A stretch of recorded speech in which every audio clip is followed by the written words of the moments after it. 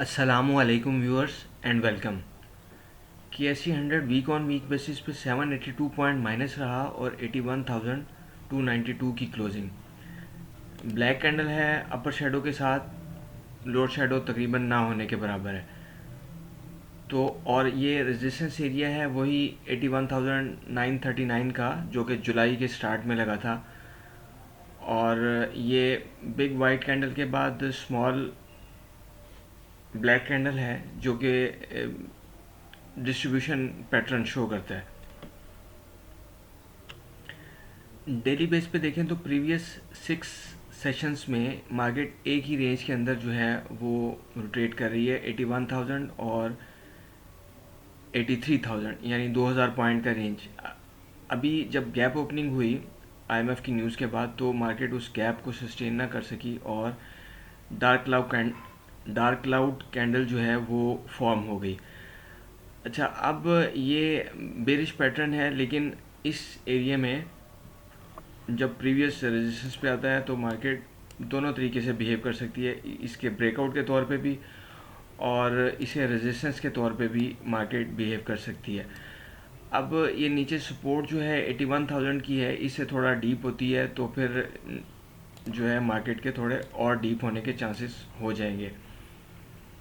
Upper side पे 83,000 है, इससे ऊपर क्लोजिंग आना और सस्टेन करना ज़रूरी है एक अच्छे बुल रन के लिए। इंडिविजुअल स्क्रिप्ट्स जो हैं वो अपने अपने हिसाब से परफॉर्म कर रहे हैं।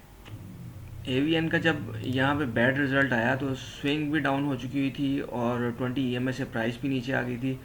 और फिर ये एक सपोर्ट एरिया जो इसका कॉन्टीन्यूसली 54 का एरिया था, मार्केट ने लास्ट वर्किंग डे में इसको भी नीचे डाउन साइड पे ब्रेक किया। और अभी नेक्स्ट जो इसका सपोर्ट एरिया बनेगा वो 49 रुपीज़ और फिर नीचे 42 रुपीज़। रेजिस्टेंस इसकी 54 है, इससे ऊपर आने की सूरत में फिर 57 रेजिस्टेंस और 60 रुपीज़ का एरिया इसमें रेजिस्टेंस के तौर पे काम कर सकता है। GHNI में एक ये जो साइडवेज मूव थी, स्टीप ट्रेंड लाइन ये जो ड्रा हुई है, जो हिस्टोरिकल हाई लगा इसका 444 का, वहाँ से आलमोस्ट 287 तक की करेक्शन और अब फिर थोड़ा सा बुल को रिज्यूम करते हुए। लेकिन फ़िलहाल मूव जो है वो साइडवेज में ही है और ये से साइडवेज में थोड़ा रहने के चांसेस ही हैं। मेजर रेजिस्टेंस जो है वो 380 का एरिया इसका बनेगा। SNGP ट्रेंड लाइन को रजिस्ट करते हुए इन दो पॉइंट्स को मिला के जब हमने ट्रेंड लाइन बनाई तो थर्ड टाइम प्राइस ने उसको रजिस्ट किया और उसी एरिया से ड्रॉप देखने में आ रहा है। इसका अब सपोर्ट जो है वो 63 और 60 का एरिया बन सकता है। नेट सोल में फॉर्मेशन का ब्रेकडाउन हुआ है, इस एरिया में ब्रेकडाउन हुआ था, मार्केट वापस प्राइस को रीटेस्ट करने के लिए गई 140 का एरिया, अभी ये अपनी सपोर्ट में है।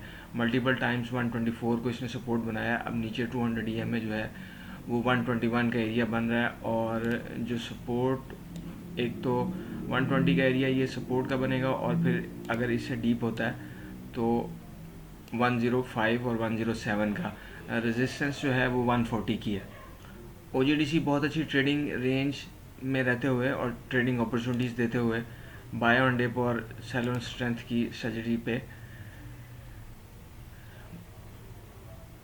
इसमें इस वक्त एक नैरो कैंडल बनी है लास्ट वर्किंग डे में और रेजिस्टेंस इसकी जो है 146 और 148 का एरिया, मेजर रेजिस्टेंस 151 और 155 का एरिया हो सकता है।